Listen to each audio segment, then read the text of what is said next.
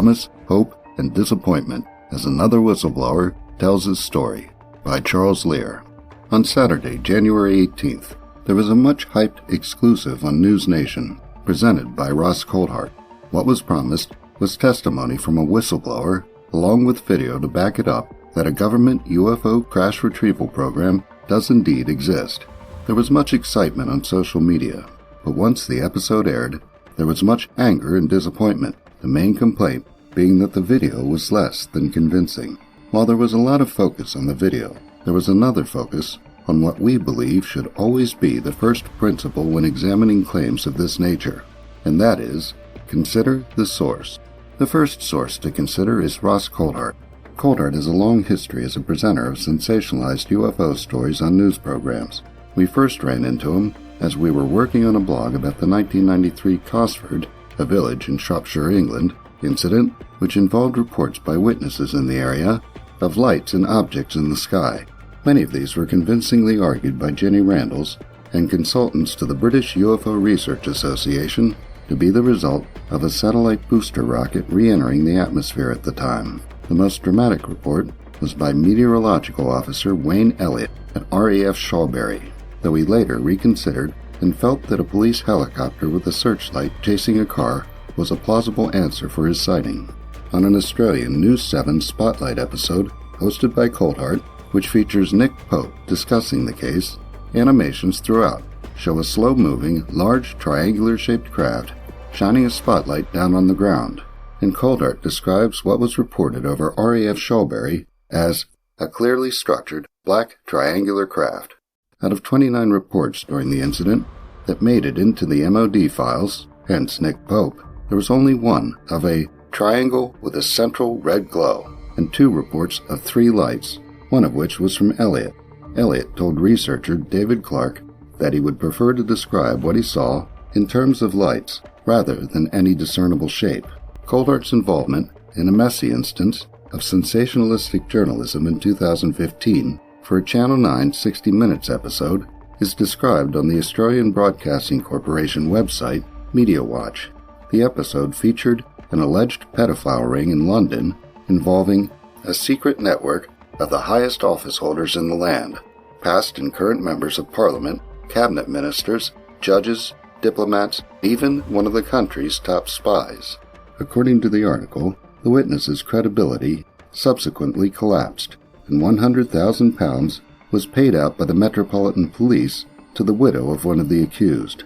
In the NewsNation episode, Coulthart introduces Jacob Barber, said to be a former airman in the USAF who was an aerospace mechanic in the late 90s, received NATO top-secret security clearance, and served in Bosnia.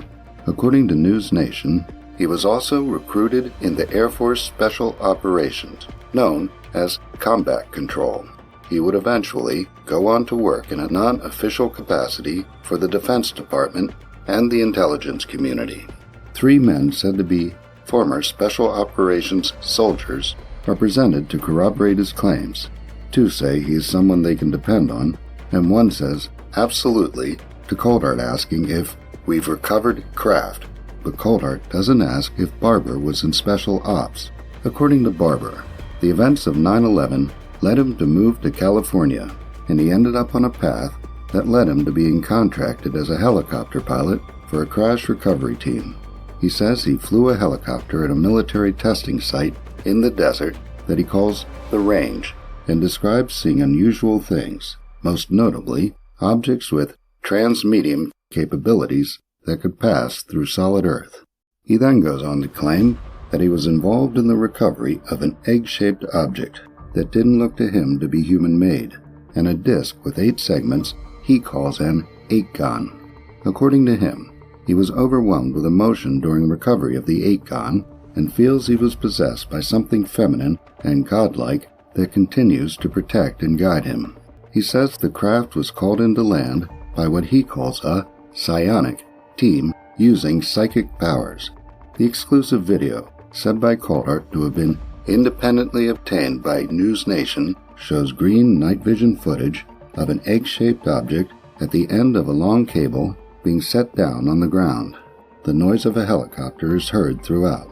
It then comes out that Barber has put together a private UAP crash recovery team, one member is said to be psionic, called Skywatcher, using venture capital, and he says, "Stay tuned and watch what our new project is going to do, and prepare to be dazzled." He is said to have met with Marco Rubio's staff members and the UAP task force. Barber, of course, is the main source to consider, and 2 Reddit users looked at his military records to see if they supported the claims about his service and posted their opinions on the Reddit UFO community subreddit. The first of the postings we looked at is titled, "Why Barber is Full of S*IT and How NewsNation Tried to Deceive You," from an Air Force veteran perspective. It was posted by user Lost Internally on January 18th. The first thing that's pointed out is that Barber was an airman, and that one has to become an officer to fly an aircraft, including helicopters, in the Air Force. While it's never stated during the NewsNation episode that Barber flew while in the Air Force, an illustration of a pilot sitting in a helicopter is presented just after Coulthart says, at 4 minutes 19 seconds, he was also recruited into Air Force Special Operations, known as Combat Control. As support that Barber was in Special Ops, his DD-214, a record of release or discharge with a summary of service, is shown briefly on the NewsNation episode, with everything blurred out except the words Combat Control. The Reddit user points out, if they wanted to prove he was Special Forces, should be Ops, they would have highlighted the part of the DD-214 that listed AFSC's, Air Force Specialty Code, / your job in the Air Force. The second posting we looked at is titled, "Is Jacob Barber Lying About Being a Combat Controller?" A deep dive into his military records. It was put up by user Wioki on January 21st and is highly detailed. To begin with, the user points out that while NewsNation made it seem as if Barber was in Special Ops, Barber himself has stated that he was in Special Ops covertly, and that his job as an aircraft mechanic was a cover. According to the user, Barber enlisted in the Air Force under a guaranteed training enlistment program that gave him the assurance that he would be trained as a 1C-231 AFSC Combat Control CCT apprentice. While he was guaranteed the opportunity to train for combat control, he still had to qualify and complete the training. According to his DD-214, he entered active duty on September 29, 1994. According to Wioki, he would have had to go through 6 weeks of basic training, and then many months of additional training to be qualified for combat control. But his DD-214 shows he completed a 12-week aerospace maintenance course in February 1995, which indicates that Barber very likely washed out during the assessment and selection course immediately after the induct in December and was quickly reclassed into being a crew chief. In an extended version of Coulthart's interview with Barber, almost 3 hours, Barber talks about the guaranteed training enlistment program that he describes as a 10-year commitment to Air Force Special Operations. He says that after completing his basic training in Air Force Special Operations selection, he entered the pipeline, which he describes as an approximately 2-year training schedule. According to him, it was during this time that he was approached by certain individuals who suggested he become a mechanic. He says this was a cover for him to become a covert operative. He says he participated in Air Force clubs to acquire the skills he would need as an operative. He specifically says, "Nobody was training me, including a pilot club." According to him, he flew as a covert operator, and in order to fly as a private contractor, he had to take a commercial pilot course. He says he had to fake a learning curve so his instructors wouldn't know he'd already had training. He goes on to say that while he was getting his pilot's license, he set up businesses that would seek government contracts as part of his cover. He explains, "The incidental benefits of the capabilities of the companies you set up are those benefits that are on standby to be deployed in the subject matter of UAPs." The concept of parsimony comes to mind.